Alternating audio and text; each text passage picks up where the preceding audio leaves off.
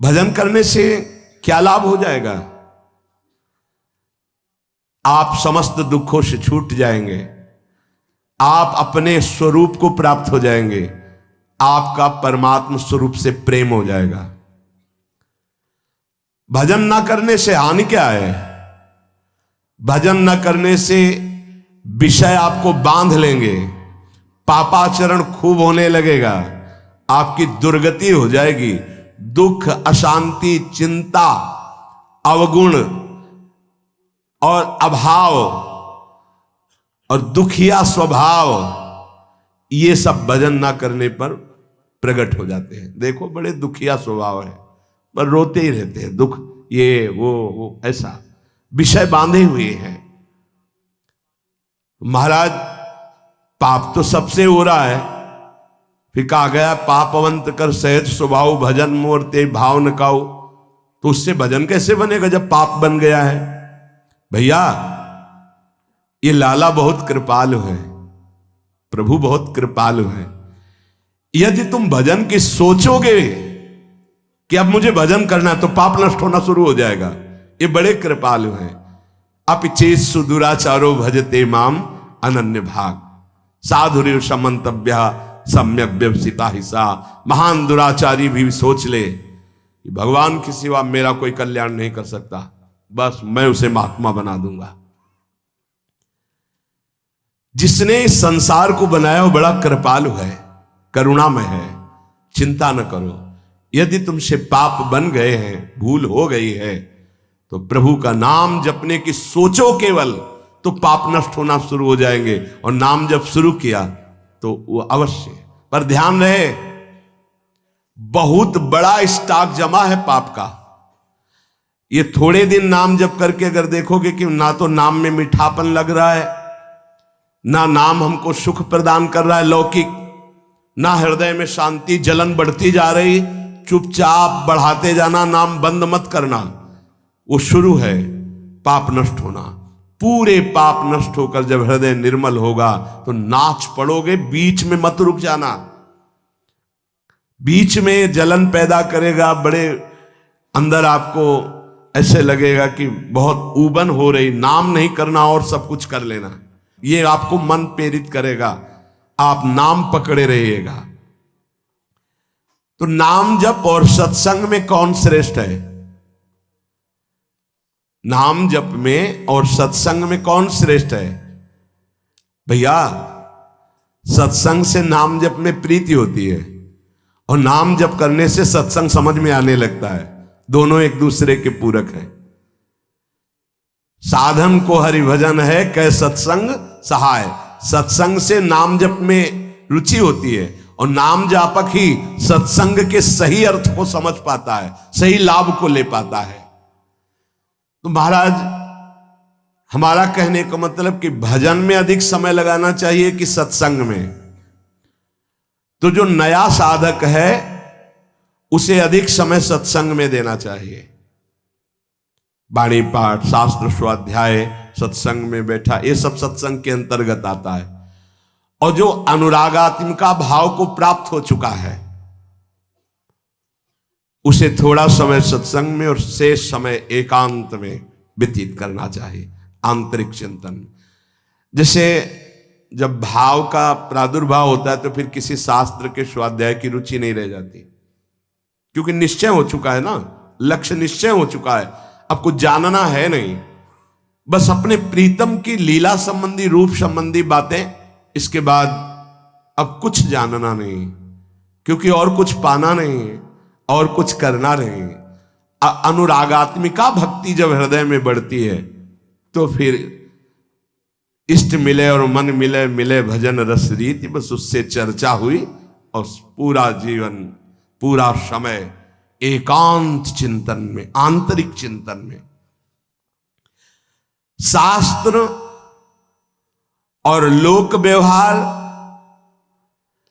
ये सब अनुरागात्मिका भक्ति वाले को फिर आगे चलकर रुचते नहीं है, कुछ अच्छा नहीं लगता। अगर ये सत्संग न करना हो तो समय ही नहीं है ना। इसके लिए अंतर की वृत्ति को छोड़कर बाहर आना पड़ता है। कोई शास्त्र, कोई लोक व्यवहार, ये सब उसके अंदर नहीं रह जाता। जो अनुरागात्मिका भक्ति का उपासक होता है, जो प्रेम लक्षणा भक्ति का उपासक होता है, विविध शास्त्रों का स्वाध्याय करना, विविध प्रकार की वार्ता सुनना, ये उसका स्वभाव नहीं होता। उससे मन हट जाता है। बस आराध्य देव की वार्ता, आराध्य देव की सेवा, आराध्य देव का मंत्र, आराध्य देव का चिंतन, समिट गया। बाबा भजन करने में ये संचित कर्म बहुत बाधा देते हैं। क्या ये बात सही है कि जैसे भजन में लगे तो कहो इतनी प्रतिकूलता आ जाए, इतना दुख आ जाए कि आपका भजन छूट जाए? हां, भजन करने में संचित कर्म बाधा पहुंचाते हैं, पर दृढ़ता यदि है तो बाधा कुछ बिगाड़ नहीं पाएगी, आगे बढ़ जाएगा, बाधाएं नष्ट हो जाएंगी। प्रायः यदि गुरु वचनों पर दृढ़ नहीं है तो फिसल जाएगा और बाधा गिरा देगी। पूर्व के पाप, पारिवारिक मोह, विषय भोगों की इच्छा, कहो ऐसा अपमान का वातावरण कि तुम्हारा उपहास हो, तो लगेगा कब तक सहे, छोड़ो यार। वो बाधाएं उसे परास्त कर देंगी। बाबा कह रहे हां, भजन करने के लिए जब कोई कमर कसता है तो पूर्व संचित पाप बाधा डालते हैं, पर जिसका दृढ़ संकल्प हो गया है, पीछे कदम नहीं हटाना, इसमें ध्यान रखना, पीछे कदम नहीं हटाना। इतनी सीख ले लो, जितनी माला में पहुंचे उससे नीचे नहीं उतरना, जितना पाठ में पहुंच चुके उतना पाठ करना, जितना त्याग में पहुंच चुके उतना कदम मजबूत जमा लेना, पीछे मत हटना। हर बाधा आपको आगे बढ़ा देगी, पीछे नहीं हटाएगी। बाधा तो आएंगी, आती हैं, बड़े बड़ों के जीवन में आती हैं। देखो ना, राधा बाबा अनुष्ठान में बैठे तो पैर फिसला, टूट गया, अंग टूट गया। ये पूर्व संचित कर्म जो हैं, पाप कर्म, ये बड़े बड़ों को बाधा पहुंचाते हैं। बस दृढ़ता होनी चाहिए। संचित कर्म दृढ़ भाव वाले साधक के जीवन में कभी बाधा नहीं पहुंचा सकते। ये बातें पकड़नी चाहिए, नहीं प्रायः फिसलन हो जाती है। भजन करने वाले उपासक को इतना दृढ़ हो जाना चाहिए कि अब चाहे प्राण निकल जाए, अब मैं रुकूंगा नहीं, इस मार्ग को छोड़ूंगा नहीं, अब जो होगा देखा जाए, कोई बाधा नहीं परास्त करेगी। नहीं, कदम कदम पे बाधा आती, कदम कदम पे, क्योंकि पूर्व पाप बख्शेंगे थोड़ी आपको, वो तो आपको गिराना चाहेंगे। और अगर भजन चल रहा है, नियम ले लिया, गुरु वाक्यों पर चल रहे हो, तो वो खुद नष्ट हो जाएंगे, क्योंकि असत कर्म है वो। ये सत है, सत को कोई काट नहीं सकता, सत को कोई गिरा नहीं सकता, पर बाधा आएगी। रुकना नहीं है, झुकना नहीं है, टूटना नहीं है, पक्का। ये रोज सत्संग में सुन रहे हैं, मानो आपको रोज वो युक्तियां मिल रही जिससे आप आगे बढ़े। इसमें दृढ़ता के लिए सबसे पहला सत्संग है। पर यह है कि कुसंग भी बहुत जोर का होता है।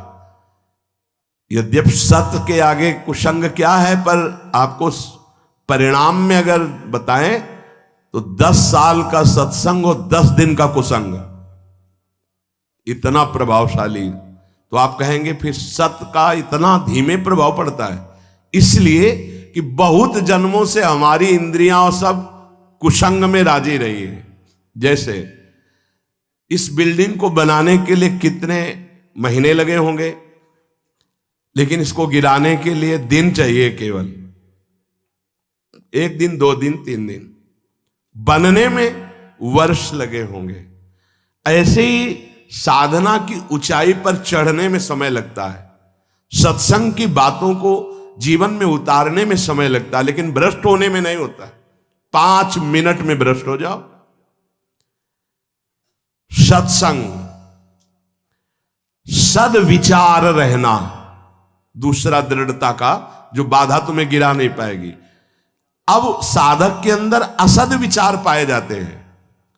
ओखली पे सर रख दिया तो चोट गया, क्या गिनना। जब प्रभु के लिए जीवन अनंत जन्मों से भटक रहे हो, इसी में भटक रहे हो। बस समझ लो ये बाधा आई है तुम्हारे जीवन को बर्बाद करने के लिए। अगर लक्ष्मण रेखा से बाहर निकल गए तो मिट्टी में मिला देगी ये माया। मान लो प्रार्थना, अगर आप लक्ष्मण रेखा के अंतर्गत रहे, आज्ञा के अंतर्गत, तो बाधा तुम्हें परास्त नहीं कर पाएगी। नहीं तो जो दुर्गति का केंद्र है आगे देख लेना, पर आप कह नहीं पाओगे। वो अंदर की मार होती है माया की। भजन करने वाले को संचित कर्म बाधा पहुंचाने के लिए आते हैं, पर बचा जा सकता है इसी से, सत्संग और सद्विचार। जीवन का हमारे जो बर्बादी का प्रभाव पड़ेगा पूर्व संचित कर्म, वो हमारे विचार बदलता है। ध्यान रखना, पहले बुरी दशा आने के पहले बुद्धि बदली जाती। जब साधक का विचार बदलता है तभी घबरा जाते हैं हम, अरे अरे ये क्या। पर वो आक्रमण विचार में करता है। कर्म पहले विचार को बदलता है। यहां कह रहे सत्संग और सद्विचार, तुम्हारे अंदर असद विचार आने ना पावे। हे, कौन से मन से तुमने हां कहा, कौन से मन से तुमने भगवत मार्ग में उत्साह बनाया, कौन से मन से तुमने संसार से बैराग लिया।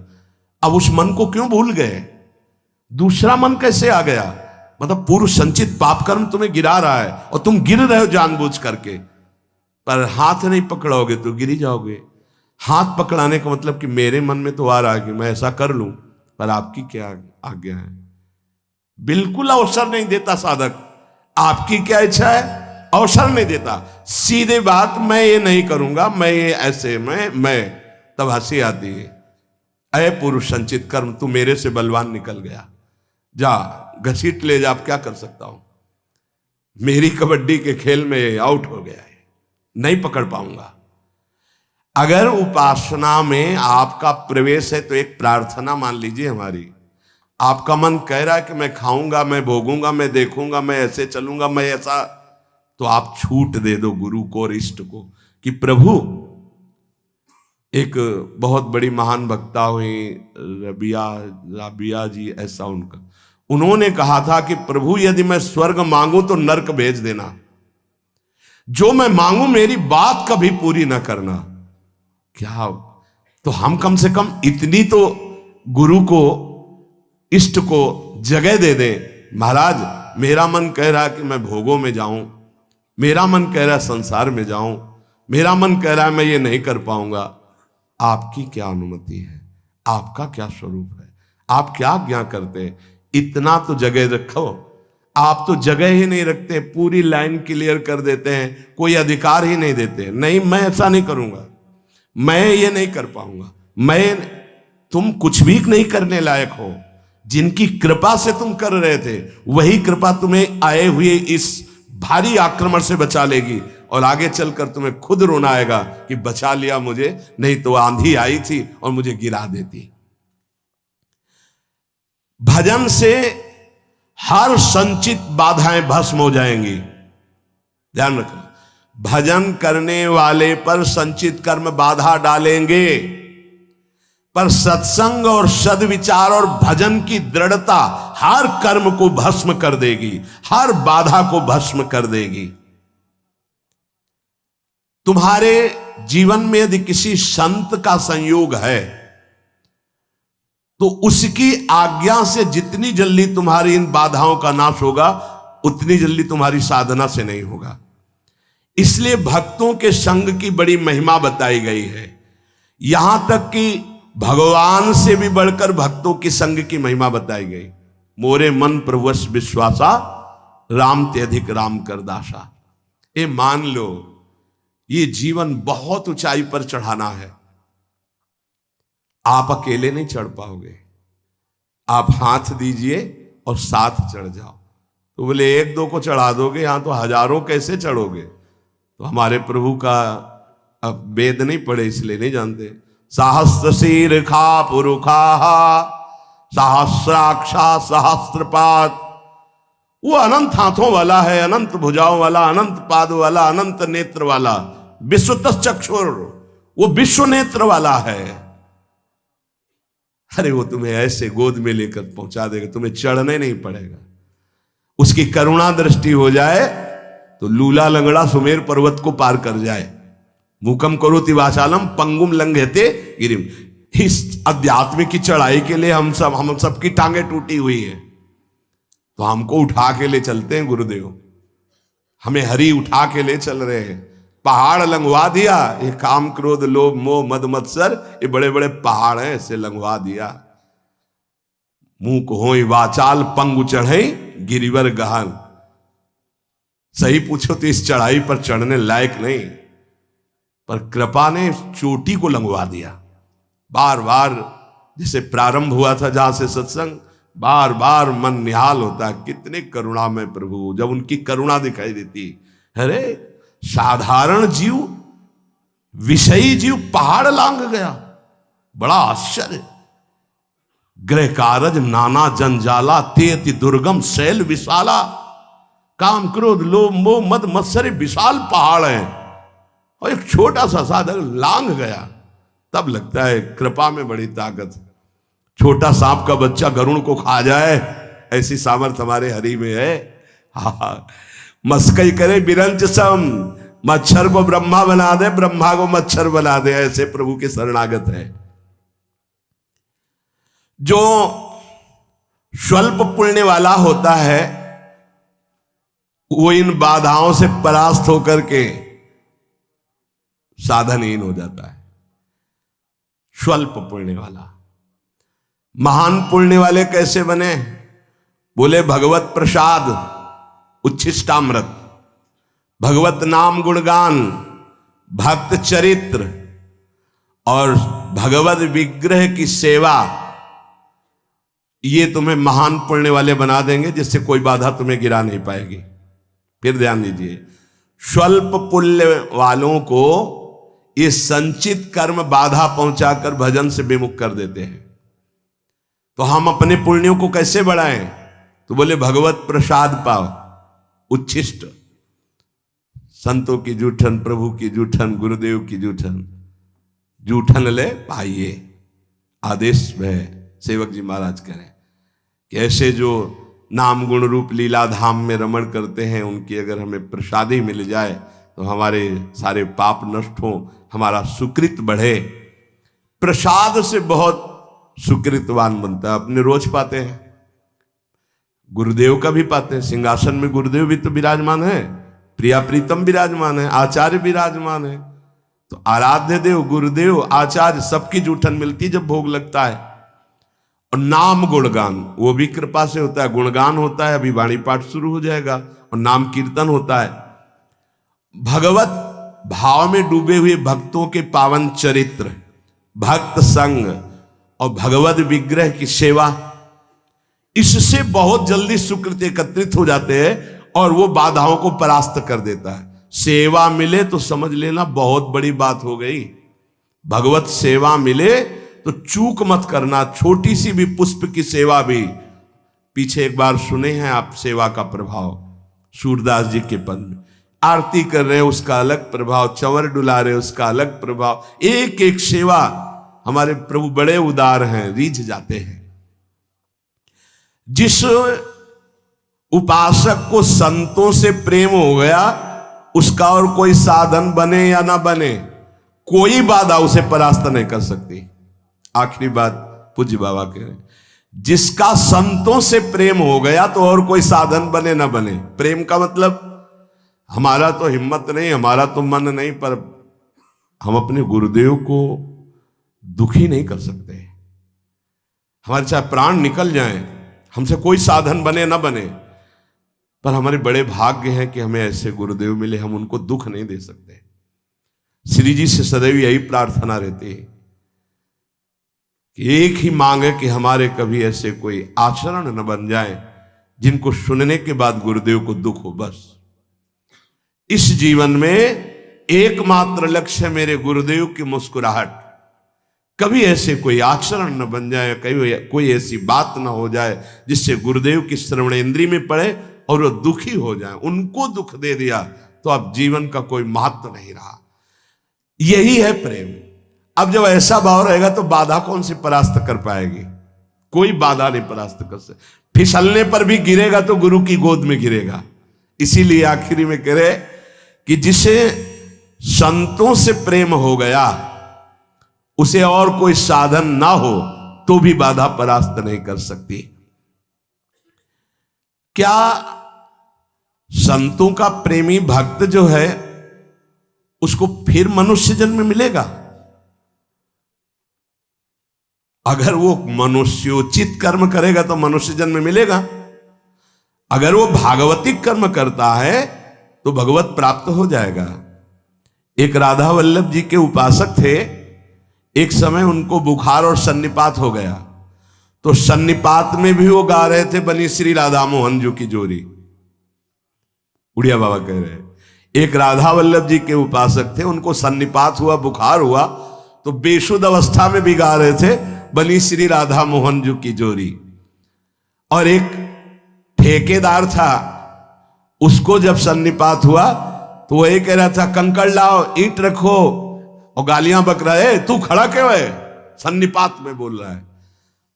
बोले जो संतों का प्रेमी होता है, भगवत प्रेमी होता है, जो भगवत प्रेमी होता है तो मूर्छावस्था में भी भगवत स्मृति रहती है। अब उसका मनुष्य जन्म कैसे हो जाएगा? अगर वो सांसारिक कार्य वाला है, भगवत भजन नहीं करता है, तो फिर उसके कर्म के अनुसार उसका जन्म होगा। सदा तद्भाव भाविता वाला महापुरुष कैसे जन्म ले सकता है? अगर जन्म होगा तो वो कर्म बंधन युक्त नहीं, वो जगत पावन करने वाला होगा। जैसे अपने लोग संतों को कहने लगते हैं तो भगवान के अवतार हैं, तो वास्तविक वो अवतार ही है। वो कर्म बंधन से नहीं आए, वो भगवत प्रेरित होकर, वो भगवत प्रताप रूप से अवतरित हुए जगत मंगल करने के लिए। तो हमारा उद्देश्य भगवत प्राप्ति। पैर ऐसे जमाओ कोई भी प्रलोभन या भय तुम्हें इससे गिरा ना पावे। इस दिन भर बड़े बड़े महापुरुषों की बातें चयन करके आपको सुनने को जो मिलती हैं, अगर आप इनको जीवन में उतारेंगे नहीं तो हमारा प्रयास विशेष सफलता का रंग नहीं लाएगा। आप हम पर कृपा करें, हमारी मेहनत को सार्थक करें कि आपको जो सुनने को मिलता है उसको आप आचरण में उतारें। शेष चर्चा आगे। श्री राधा वल्लभ लाल।